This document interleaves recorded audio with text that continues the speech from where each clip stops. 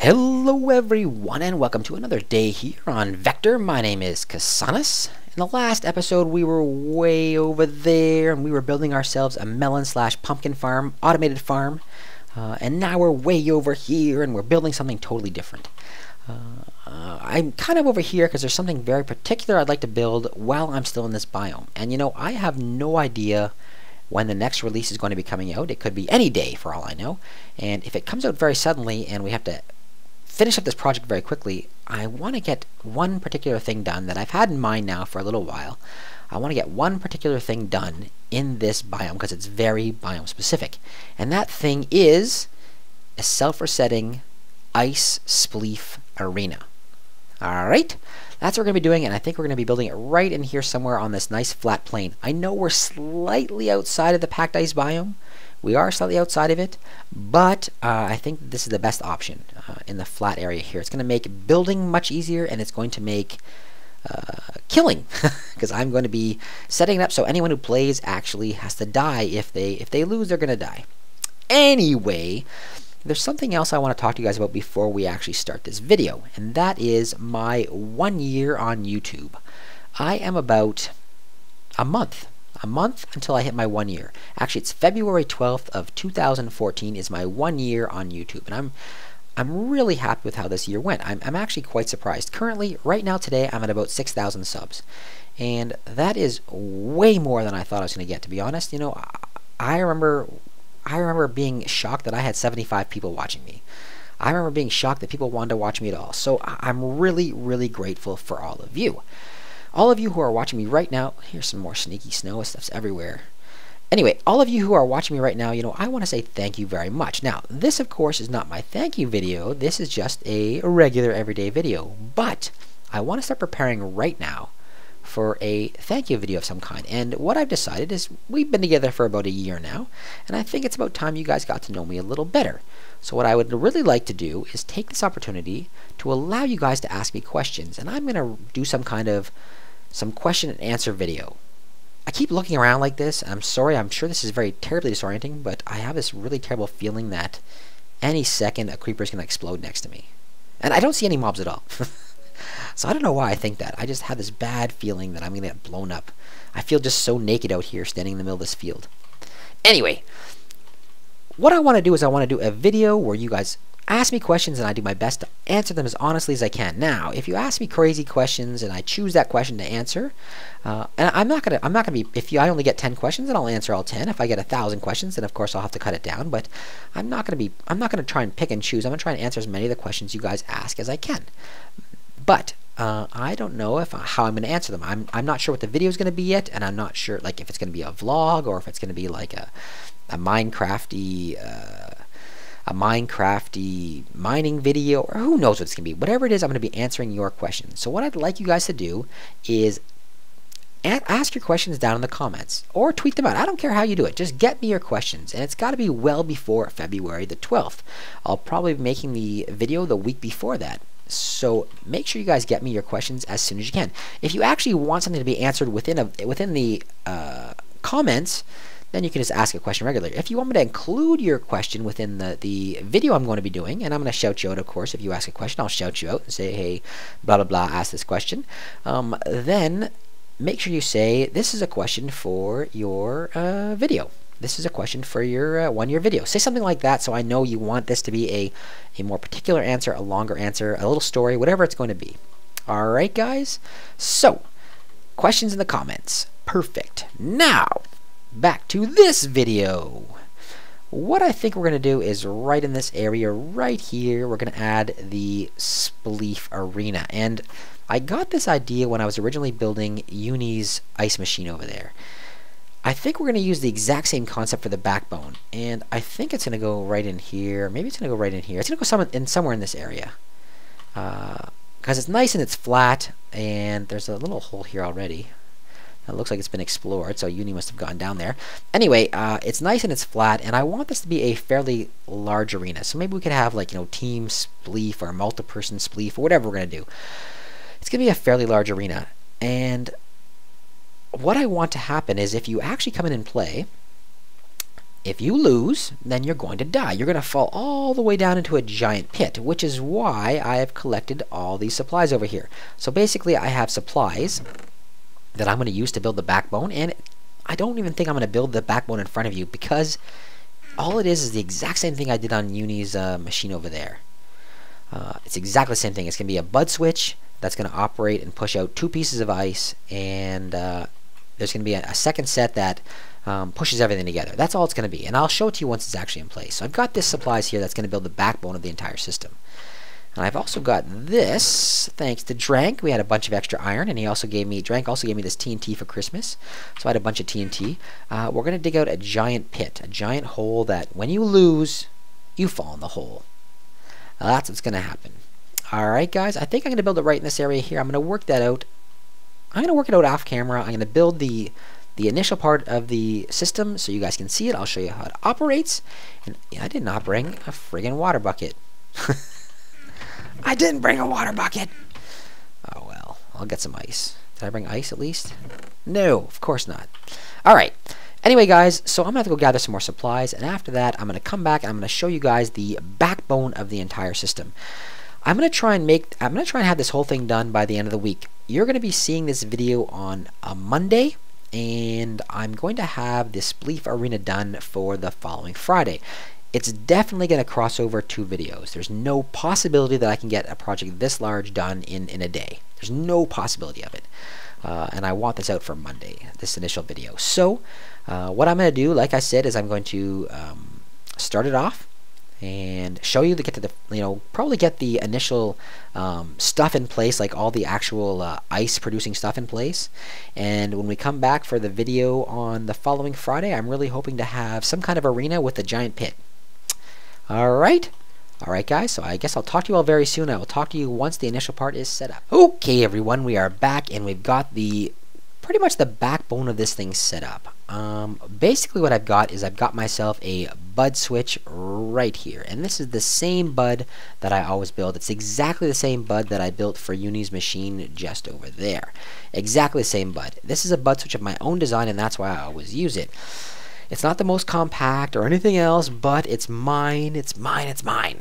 Okay, so anyway, there are 1 or 2 small changes that have occurred to this system in order to make it work properly. Now, right now I've got 1 bud in place, and I'm actually planning on having a whole series of them all the way along here, out to about, so it's 12 long. 12 long, yeah.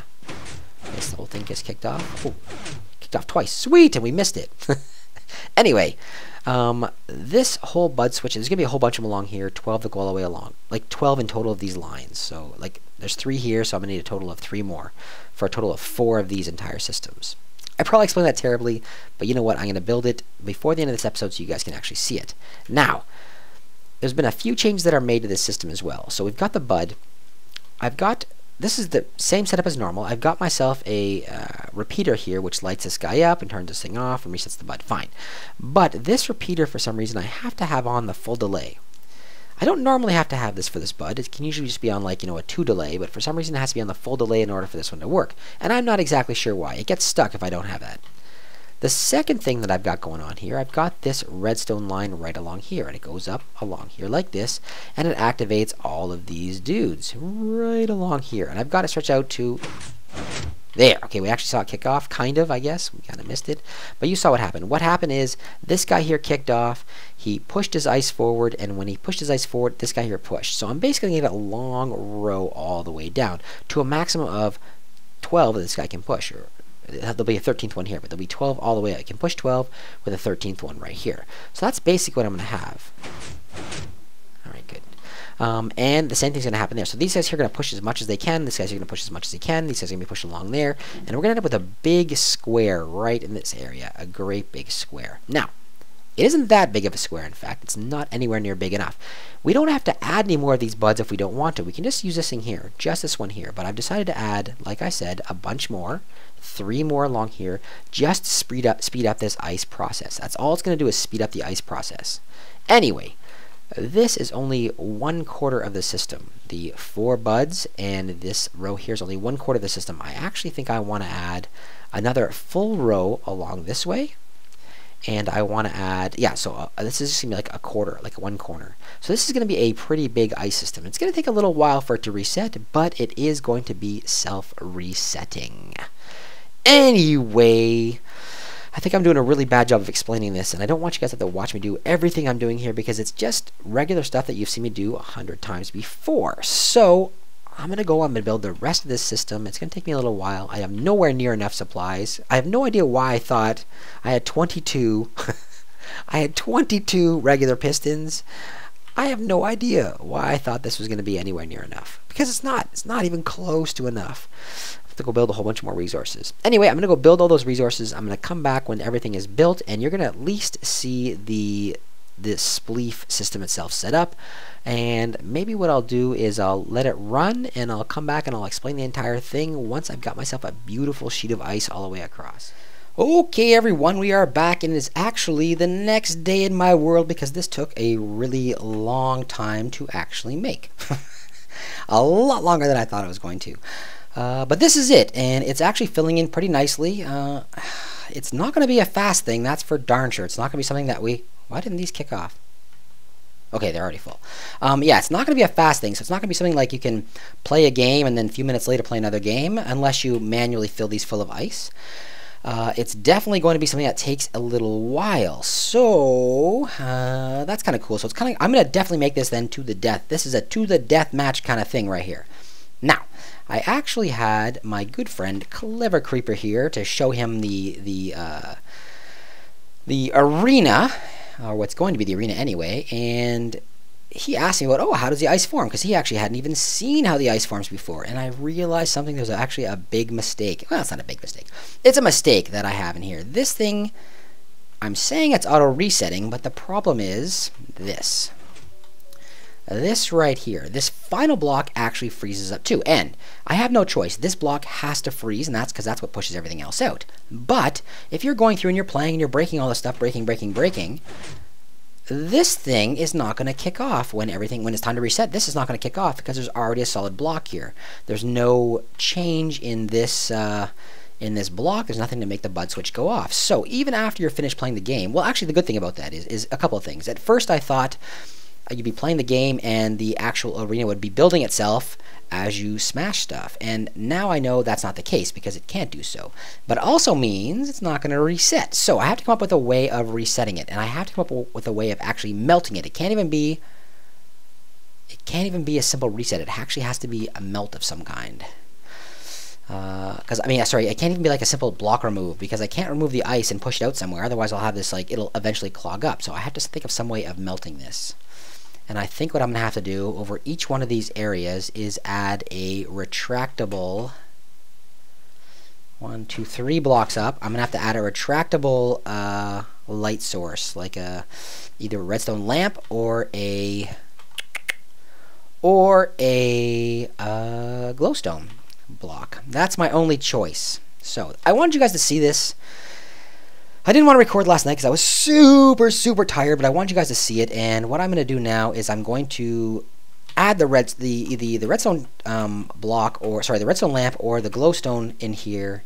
Come back and show you what it looks like, and after, hopefully the ice will all be filled in at that point. And after that, I'm going to end this video because there's no way I can add any more into this video. It's already too long. I'm really sad because this is my second video in a row that's going to be really long, and it's bothering me. But anyway, guys, I'll be back soon.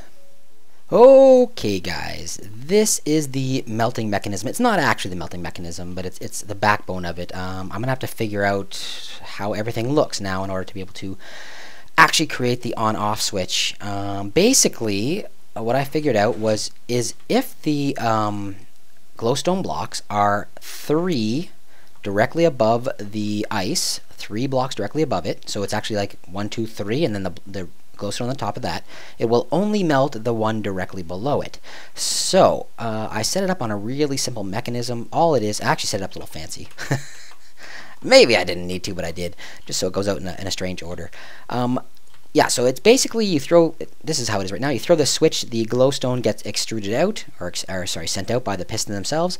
It goes over top of the ice, and the ice itself melts. You have to melt the ice, you can't remove it, like I said, because it'll just pile up and it'll still give you an issue. So I had to melt it somehow, and I had to only melt that one. If I melted anything else, then the whole thing's going to break as well. So I had to melt just that one specific ice directly in front of the piston.